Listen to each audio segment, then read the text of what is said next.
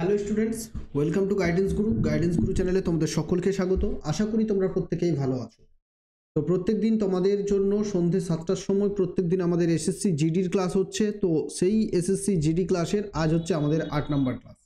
প্রত্যেকদিন 20টা করে আমরা মোস্ট এক্সপেক্টেড প্রশ্নোত্তর আলোচনা করছি, যেগুলো পরীক্ষার জন্য অতি গুরুত্বপূর্ণ সেই ধরনের বাছাই করা প্রশ্নোত্তর আলোচনা করছি। এবং সন্ধ্যে 7:30টার সময় আমাদের হচ্ছে ম্যাথ এবং রিজনিং ক্লাস। সপ্তাহে 3 দিন ম্যাথ ক্লাস এবং 3 দিন রিজনিং ক্লাস।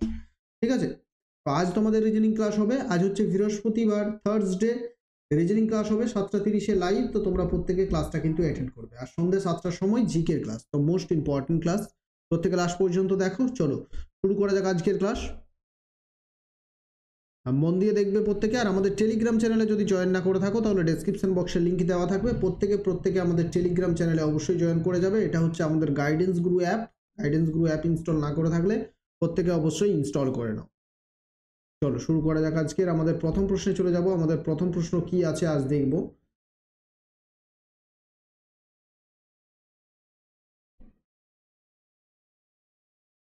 দেখো, আজকের আমাদের প্রথম প্রশ্ন হচ্ছে, নিচের কোন রাজ্যে বার্ষিক সূরজকুণ্ড কারুশিল্প মেলা আয়োজিত হয়? দেখো, যে কোনো মেলা এবং উৎসব থেকে প্রত্যেক বছরই এসএসসি জিডি, এসএসসি এমটিএস সেন্ট্রালের সমস্ত পরীক্ষায় কিন্তু মেলা উৎসব থেকে প্রশ্ন এসে থাকে। তো প্রথম প্রশ্নটাই হচ্ছে যে বার্ষিক সূরজকুণ্ড মেলা কারুশিল্প কোন রাজ্যে আয়োজিত হয়? কারেক্ট আনসার হবে, দেখো এটা হচ্ছে একটা ইন্টারন্যাশনাল ফেয়ার বা ইন্টারন্যাশনাল ফেস্টিভ্যাল, সূরজকুণ্ড মেলা। ঠিক আছে, এই মেলাটা ফরিদাবাদে আয়োজিত হয়। কোথায়? ফরিদাবাদে। ফরিদাবাদে হয়ে থাকে জানুয়ারি ফেব্রুয়ারি মাসের দিকে। আর কোন ফরিদাবাদ? হরিয়ানার ফরিয়াদাবাদে এটা আয়োজিত হয়। হরিয়ানার ফরিয়াদাবাদে। এবারেও 2023 সালে এটা হয়েছিল 3 থেকে 19 ফেব্রুয়ারি। 3 থেকে 19 ফেব্রুয়ারি আয়োজিত হয়েছিল। তো প্রত্যেকটা প্রশ্ন বলবো, যারা লাইভ প্রিমিয়ার দেখবে তারা কিন্তু উত্তরগুলো কমেন্ট করার চেষ্টা করবে। ঠিক আছে, চলো নেক্সট প্রশ্নে চলে যাব। আমরা 2 নম্বর প্রশ্ন দেখব কি আছে। ক্লাস ভালো লাগলে প্রত্যেকে একটা লাইক করো, তোমার বন্ধুদের সাথে বেশি বেশি করে শেয়ার করে দাও। 2 নম্বর, টেবিল টেনিস কোথা থেকে শুরু হয়েছে? টেবিল টেনিস খেলাটা কোথা থেকে শুরু হয়েছে? টেবিল টেনিস খেলা, এই টেবিল টেনিস খেলা প্রথম খেলা হয়েছিল কোথায়? ইংল্যান্ডে শুরু হয়েছে টেবিল টেনিস। আর 19 শতকেই বা বিংশ শতাব্দীতে এটা শুরু হয়েছে। ঊনবিংশ শতাব্দীতে শুরু হয়েছে।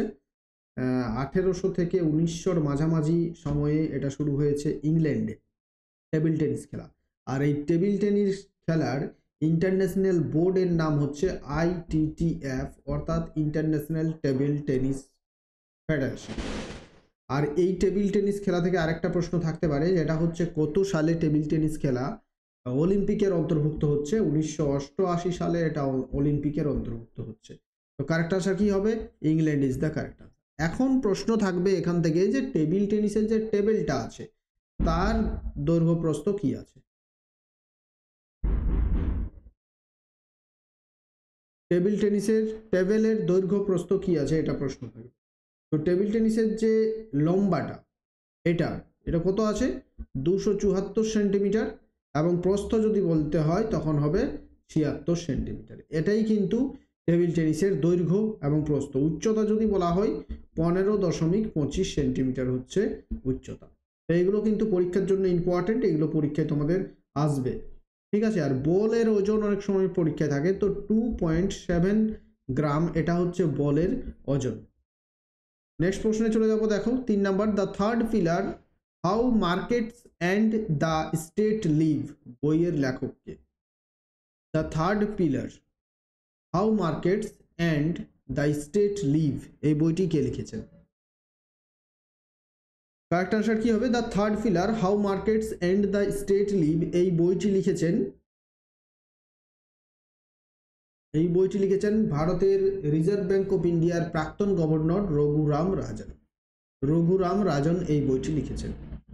রঘুরাম রাজন ভারতের প্রাক্তন গভর্নর। ভারতের রিজার্ভ ব্যাংকের গভর্নর ছিলেন রঘুরাম রাজন। রঘুরাম রাজনের পর গভর্নর হলেন উর্জিত পেটেল এবং বর্তমানে গভর্নর হচ্ছেন শক্তিকান্ত দাস। শক্তিকান্ত। বইটি কি লিখেছেন? প্রাক্তন গভর্নর রঘুরাম রাজন। 4 নম্বর প্রশ্নে চলে যাব, যে তোমরা কিন্তু বইয়ের লেখকের নামগুলো পরীক্ষায় থাকবে, ইম্পর্টেন্ট কিন্তু অনেক। চিত্রকলার পট্টচিত্র শৈলী হলো একটি জনপ্রিয় শিল্পরীতি যা ড্যাশ রাষ্ট্রের সাথে যুক্ত। চিত্রকলার পট্টচিত্র শৈলী হলো একটি জনপ্রিয় শিল্পরীতি যা ড্যাশ রাষ্ট্রের সাথে যুক্ত। পট্টচিত্র শৈলী, কারেক্ট আনসার হচ্ছে, এটা হচ্ছে ওড়িশা রাজ্যের সঙ্গে যুক্ত। পট্টচিত্র শৈলী হচ্ছে ওড়িশা রাজ্যের সঙ্গে যুক্ত। যদি পরীক্ষায় প্রশ্ন দেয় যে পট্টচিত্র নামক শৈলীটি কোন রাজ্যের শিল্পরীতির সঙ্গে যুক্ত, তখন কি বলবে? তখন বলবে ওড়িশা রাজ্যের সঙ্গে যুক্ত। 5 নম্বর প্রশ্নে চলে যাব আমরা। অশ্ব ঘোষ ড্যাশ রাজার দরবারে একজন কবি ছিলেন।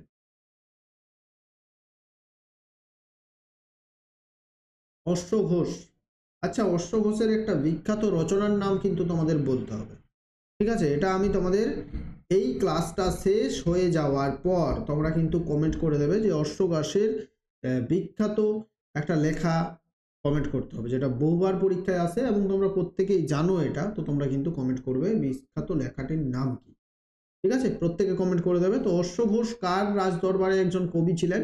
কনিষ্কের রাজদরবারে একজন কবি ছিলেন। কনিষ্ক আমরা প্রত্যেকেই জানি কুষাণ বংশের শ্রেষ্ঠ রাজা ছিল কনিষ্ক। এই কনিষ্ক 78 খ্রিস্টাব্দে শকাব্দ প্রচলন করেছিলেন। শকাব্দ প্রচলন করেছিলেন কনিষ্ক 78 খ্রিস্টাব্দে শকাব্দ প্রচলন করেছিল। কনিষ্ক রাজত্ব করছে 127 থেকে 150 খ্রিস্টপূর্বাব্দ। এটা একটু ভুল বললাম কথা, ঠিক আছে? চলো, 78 খ্রিস্টাব্দে কনিষ্ক শকাব্দ প্রচলন করেছিল। নেক্সট চলে যাব 6 নম্বর প্রশ্নটা আমরা দেখব। নিচের মধ্যে কে চোল রাজবংশের প্রতিষ্ঠা করেছিলেন? চোলদের প্রতিষ্ঠাতাকে দেখো, এসএসসির পরীক্ষায় তোমাদের ইতিহাস থেকে বেশি প্রশ্ন কিন্তু তোমাদের দেবে কোন জায়গা থেকে? প্রাচীন ভারতের ইতিহাস থেকে বেশি প্রশ্ন। আধুনিক ভারতের ইতিহাস থেকেও থাকে কিন্তু তুলনামূলক কম। প্রাচীন ভারতের ইতিহাস থেকে প্রশ্নটা একটু বেশি থাকবে। আর বিভিন্ন মন্দির, বিভিন্ন চিত্রকলা, শিল্প, স্থাপত্য, ভাস্কর্য, এই জায়গাগুলোর থেকে প্রশ্নগুলো বেশি খুঁটিয়ে খুঁটিয়ে দেবে। নিচের মধ্যে কে চোল রাজবংশের প্রতিষ্ঠা করেছিলেন? চোল বা রাজবংশের প্রতিষ্ঠা করেছিলেন বিজয়ালয়।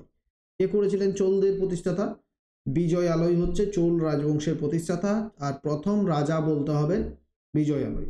848 খ্রিস্টাব্দে চোল বংশের প্রতিষ্ঠা হয়েছিল। ভারতের দক্ষিণ ভারতের চোল এম্পায়ার একটা অতি গুরুত্বপূর্ণ যুগ ছিল এটা। আর তামিলনাড়ুতে এই বংশের মানে উৎস পাওয়া গেছে। তামিলনাড়ুতে এই বংশটা গড়ে উঠেছিল চৌল বংশ, যেটা 848 থেকে শুরু করে 1279 খ্রিস্টাব্দ পর্যন্ত এই চৌল বংশ ছিল। চোলদের শেষ রাজা তৃতীয় রাজেন্দ্র, অনেক সময় প্রশ্ন থাকে চোলদের শেষ রাজা হচ্ছে তৃতীয় রাজেন্দ্র, প্রশ্ন অনেক সময় থাকে, ঠিক আছে? আর চোলদের বিজয়ালয় এটা শুরু করেছিল তৃতীয় রাজেন্দ্র। নেক্সট হচ্ছে 7 নম্বর প্রশ্নে চলে যাব। নিম্নলিখিতগুলির মধ্যে কোন ভারতীয় রাজ্যের নেপালের সাথে সীমান্ত নেই? কোন ভারতীয় রাজ্যের নেপালের সঙ্গে সীমান্ত নেই? কারেক্ট আনসার হবে আসাম। আসামের সঙ্গে নেপালের কোনো রকমের সীমান্ত নেই, কারণ উত্তরপ্রদেশের সীমান্ত আছে, পশ্চিমবঙ্গের সীমান্ত আছে, উত্তরাখণ্ডের সীমান্ত আছে, কিন্তু আসামের সঙ্গে নেপালের কোনো রকমের সীমান্ত নেই, ঠিক আছে? এখানে দুটো ইম্পর্ট্যান্ট ফ্যাক্ট বলবো তোমাদের, যেটা তোমরা মন দিয়ে শুনবে। সেটা হচ্ছে যে ভারতের কোন রাজ্যের সব থেকে বেশি রাজ্যের সঙ্গে সীমানা আছে। তো মনে রাখবে, উত্তরপ্রদেশের সবচেয়ে বেশি রাজ্যের সঙ্গে সীমানা আছে। মোট 8টি রাজ্য এবং একটি কেন্দ্রশাসিত অঞ্চলের সঙ্গে সীমানা ভাগ করেছে উত্তরপ্রদেশ। তারপরেই হচ্ছে আসাম। আসাম 7টি রাজ্যের সঙ্গে সীমানা ভাগ করেছে। এখন প্রশ্ন থাকে যে কোন রাজ্যের সব থেকে বেশি দেশের সঙ্গে সীমানা আছে? তখন কি হবে? ওয়েস্ট বেঙ্গলের 3টি দেশের সঙ্গে সীমানা আছে, অরুণাচল প্রদেশের 3টি দেশের সঙ্গে সীমানা আছে, সিকিমের হচ্ছে 3টি দেশের সঙ্গে সীমানা আছে। এই 3টি রাজ্যের সব থেকে বেশি দেশের সঙ্গে সীমানা আছে, আর উত্তরপ্রদেশের সঙ্গে সব থেকে বেশি রাজ্যের সীমানা আছে। সেগুলো মনে রাখতে হবে, ইম্পর্টেন্ট ফ্যাক্ট বললাম। নেক্সট চলে যাব 8 নম্বর। দেখো, নিচের মধ্যে কে সম্প্রতি অর্জুন পুরস্কার পেয়েছেন? অর্জুন পুরস্কার সম্প্রতি কে পেয়েছেন?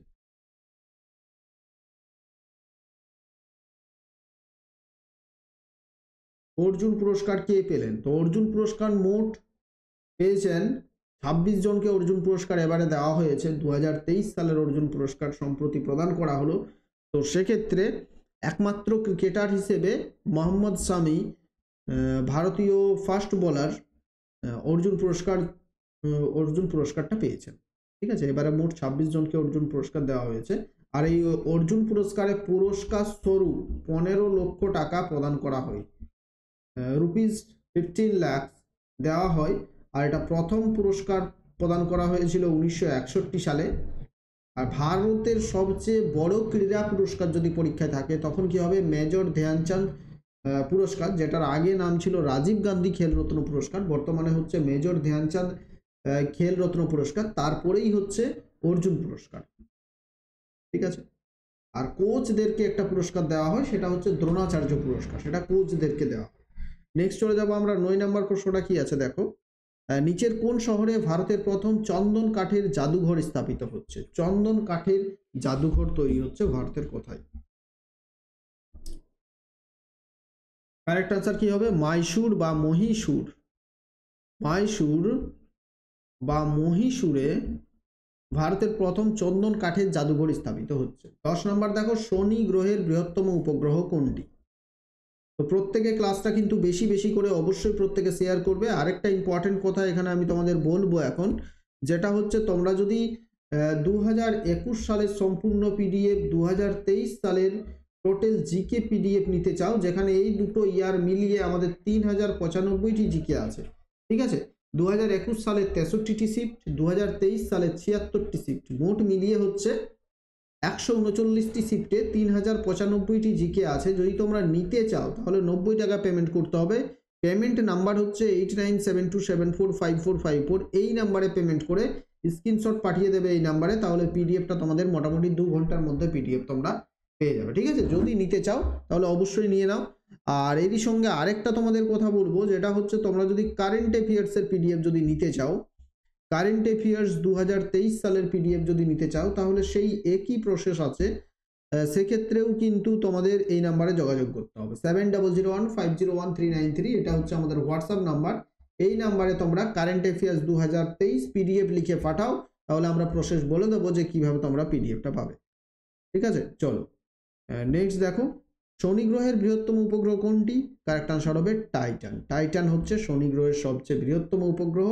আর পৃথিবীর যদি আমরা বলি যে মানে মহাবিশ্বের সবচেয়ে বড় উপগ্রহ কি হবে, তখন বৃহস্পতির উপগ্রহ গ্যানিমিড। ঠিক আছে, কার সবচেয়ে বেশি উপগ্রহ আছে যদি বলে, তখন বলা হবে কি বৃহস্পতির। নেক্সট দেখো, প্রথম পঞ্চবার্ষিকী পরিকল্পনায় কোন মডেল অনুসরণ করা হয়েছিল? পঞ্চবার্ষিকী পরিকল্পনা সম্পর্কে একটু বলি, তারপর আমি তোমাদের উত্তরটা বলে দেবো। পঞ্চবার্ষিকী পরিকল্পনা প্রথম হয়েছিল, শুরু হচ্ছে 1951 সালে। সেটা চললো 1951 থেকে 56 সাল। এটা হচ্ছে হেরাল্ড ডমার মডেল। তারপর হচ্ছে 1956 থেকে 1961, এটা হচ্ছে প্রশান্ত চন্দ্র মহলানবিশ মডেল। তাহলে এটার উত্তর কি হবে? প্রথম পঞ্চবার্ষিকী হচ্ছে হেরাল্ড ডমার মডেল, আর দ্বিতীয় পঞ্চবার্ষিকী যদি বলা হয় তখন কি হবে? প্রশান্ত চন্দ্র মহলানবিশ মডেল। নেক্সট চলে যাব 12 নম্বর, নিম্নের কোন খনিজটি মধ্যপ্রদেশে পাওয়া যায়? মধ্যপ্রদেশে পাওয়া যায় নিচের কোন খনিজটি বলতে হবে?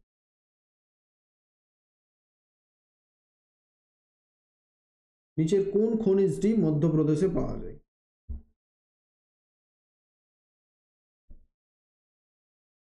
কারেক্ট আনসার হবে বক্সাইট। বক্সাইট খনিজটি মধ্যপ্রদেশে পাওয়া যায়। বক্সাইট কার আকরিক? অ্যালুমিনিয়াম এর আকরিকের নাম হচ্ছে বক্সাইট। এই বক্সাইটটি মধ্যপ্রদেশে পাওয়া যায়। যে অপশনগুলো আছে তার মধ্যে আরো অনেক কিছু মধ্যপ্রদেশে পাওয়া যায়, তার মধ্যে অপশনগুলো যেগুলো ছিল তার মধ্যে বক্সাইট। এখানে দেখো, কচু খেলে গলা চুলকানোর কারণ কি? আমরা প্রত্যেকেই জানি কচু খেলে কিন্তু গলা চুলকায়, কম বেশি গলা চুলকায়। তো কারণটা কি? কচুর মধ্যে কি থাকে, কি এমন থাকে যে গলা চুলকায়? কারেক্ট আনসার হবে কচুর মধ্যে র্যাফাইড নামক এক ধরনের পদার্থ থাকে, যার ফলে কচু খেলে কিন্তু গলা চুলকায়। 14 নম্বর প্রশ্নে চলে যাব, রেডিও কার্বন ডেটিং পদ্ধতি ব্যবহার করা হয় কোথায়? কোন ক্ষেত্রে রেডিও কার্বন ডেটিং পদ্ধতি রেডিও কার্বন ডেটিং পদ্ধতি বলতে কি, কার্বনের রেডিও অ্যাক্টিভ দিয়ে ডেট নির্ণয় করার যে পদ্ধতি সেটাকে বলা হয় রেডিও কার্বন ডেটিং পদ্ধতি। জীবাশ্মের বয়স নির্ণয়ের ক্ষেত্রে রেডিও কার্বন ডেটিং পদ্ধতি ব্যবহার করা হয়। ঠিক আছে। 15 দেখো, the best thing about you is you বইটি কে লিখেছেন? প্রিভিয়াস ইয়ারের প্রশ্ন এটা। তো the best thing about you is you এই বইটি লিখেছেন কে? অনুপম খের, বলিউড হিন্দি ছবির অভিনেতা অনুপম খের এই বইটি লিখেছেন। 16 দেখো, নিচের কোন স্মৃতিস্তম্ভ রাজস্থানে অবস্থিত? স্মৃতিস্তম্ভটি রাজস্থানে অবস্থিত। এই স্মৃতিস্তম্ভটি নির্মাণ করেছেন মহারাজা সওয়াই সিং। কে নির্মাণ করেছেন? মহারাজা, উত্তরটা মহারাজা সওয়াই সিং। হয়তো অনেকেই কিন্তু এতক্ষণে বুঝতে পেরে গিয়েছো যে মহারাজা সওয়াই সিং কোনটা নির্মাণ করেছেন। কারেক্ট আনসার হবে হাওয়া মহল। হাওয়া মহল নির্মাণ করেছেন মহারাজা সওয়াই সিং। আর এটা অবস্থিত রাজস্থানের রাজধানী জয়পুরের কাছেই। ঠিক আছে, হাওয়া মহল এটা হচ্ছে একটা রাজস্থানে অবস্থিত স্মৃতিস্তম্ভ। নেক্সট চলে যাব 17। সম্প্রতি কোন রাজ্য সরকার শুভযাত্রা নামে একটি যুগান্তকারী স্কিম চালু করেছে? চলো আমি শুভযাত্রা স্কিমটা সম্পর্কে বলে দিচ্ছি, তোমরা উত্তরটা চিন্তা ভাবনা করো। শুভযাত্রা স্কিম হচ্ছে বিদেশিদের জন্য, যে বিদেশিরা মানে সেই রাজ্যে, যে রাজ্য তৈরি করেছে সেই রাজ্যে আসবে, তাদের জন্য কিছু সুযোগ সুবিধা। ভারত থেকেও যারা বিদেশে যাবে যে কোনো কাজেই, তাদের জন্য একটা সুযোগ সুবিধা, সেটা হচ্ছে শুভযাত্রা স্কিম। এটা চালু করেছে কেরালা সরকার। কে চালু করেছে? Kerala. Option A is the correct. Next দেখো 18, নিচের নিম্নের কে দাদা সাহেব Phalke life time achievement award 2023 কে পেলেন? দাদা সাহেব ফালকে পুরস্কার হচ্ছে সিনেমা জগতে সবচেয়ে বড় পুরস্কার, দাদা সাহেব ফালকে পুরস্কার। সম্প্রতি এটা পেয়েছেন ওয়াহিদা রেহমান। কে পেয়েছেন? ওয়াহিদা রেহমান। ওয়াহিদা রেহমান হচ্ছেন বলিউড হিন্দি ছবির একজন বিখ্যাত অভিনেত্রী। ওয়াহিদা রেহমান সম্প্রতি এটা পেয়েছেন। নতুন নতুন বর্তমান যারা মুভি দেখছো তারা হয়তো নাম নাও জানতে পারো, যারা পুরনো মুভি দেখো তারা হয়তো সঙ্গে সঙ্গে বুঝতে পারবেন ওয়াহিদা রহমান এই পুরস্কার পেয়েছেন। বিগত 40 বছরে প্রথম প্রধানমন্ত্রী হিসেবে নরেন্দ্র মোদী কোন দেশ ভিজিট করলেন? আমি যখন কয়েকদিন আগেই, আমি 2 দিন আগেই 25টা টপ কারেন্ট অ্যাফেয়ার্স করিয়েছিলাম, সেখানে এই প্রশ্নটাও করিয়েছি, লাস্ট যে প্রশ্ন করালাম ওটাও কিন্তু করিয়েছি। যারা দেখেছো তারা অবশ্যই পারবে। আমাদের বর্তমানে আমাদের ফুড এসআই, পিএসসি ক্লার্কশিপ সমস্ত কোর্সে বর্তমানে অ্যাডমিশন চলছে। তো তোমরা চাইলে অ্যাডমিশন নিতে পারো। তার জন্য আমাদের গাইডেন্স গুরু অ্যাপটা ইনস্টল করতে হবে। মাত্র খুব কম স্বল্প মূল্যে আমরা কিন্তু কোর্সগুলো তোমাদের প্রোভাইড করানোর চেষ্টা করি, যাতে সবাই সেই কোর্সগুলো পারচেজ করতে পারে। সেই জন্য আমরা কম মূল্যে দেওয়ার চেষ্টা করি। তো তোমরা যদি নিতে চাও অবশ্যই নিয়ে নাও। বিগত 40 বছরে প্রথম প্রধানমন্ত্রী হিসেবে প্রধানমন্ত্রী নরেন্দ্র মোদী কোন দেশ ভিজিট করলেন? কারেক্ট আনসার হবে গ্রিস। গ্রিস ভিজিট করেছেন প্রথম প্রধানমন্ত্রী হিসেবে। 20 দেখো, কোন যুদ্ধের ফলে বিজয়নগর সাম্রাজ্যের পতন ঘটে? বিজয়নগর সাম্রাজ্যের পতন ঘটেছে কোন যুদ্ধের ফলে? বিজয়নগর সাম্রাজ্য দক্ষিণ ভারতের এক বিখ্যাত সাম্রাজ্য। প্রায় 200-250 বছর এই বিজয়নগর সাম্রাজ্য টিকে ছিল। ঠিক আছে, বিজয়নগর সাম্রাজ্য যেটাকে পর্তুগিজরা বিসনাগা বলতো, এটা তৈরি, এই বিজয়নগর সাম্রাজ্যের প্রতিষ্ঠাতা করেছিলেন 2 ভাই। এক ভাইয়ের নাম হচ্ছে হরিহর, আরেক ভাইয়ের নাম হচ্ছে বুক্কা। এই 2 ভাই মিলে বিজয়নগর সাম্রাজ্য প্রতিষ্ঠা করেছিলেন। বিজয়নগর সাম্রাজ্যের ধ্বংসাবশেষ এখনও পাওয়া যায় কোন রাজ্যে? প্রশ্ন থাকে। কর্ণাটক রাজ্যে ধ্বংসাবশেষ এখনও পাওয়া যায়। কর্ণাটকের কোথায়? কর্ণাটকের হাম্পিতে ধ্বংসাবশেষ এখনও পাওয়া যায়। এই কর্ণাটকের হাম্পিটা হচ্ছে বিশ্ব ঐতিহ্যশালী ইউনেস্কো ওয়ার্ল্ড হেরিটেজ সাইট। আর তালিকোটার যুদ্ধের মাধ্যমে এই বিজয়নগর সাম্রাজ্যের পতন ঘটেছিল। Option B is the correct answer. তালিকোটার যুদ্ধ। বিজয়নগর সাম্রাজ্যে মোট 4টি বংশ ছিল, তার মধ্যে একটা বংশ হচ্ছে তুলুপ বংশ।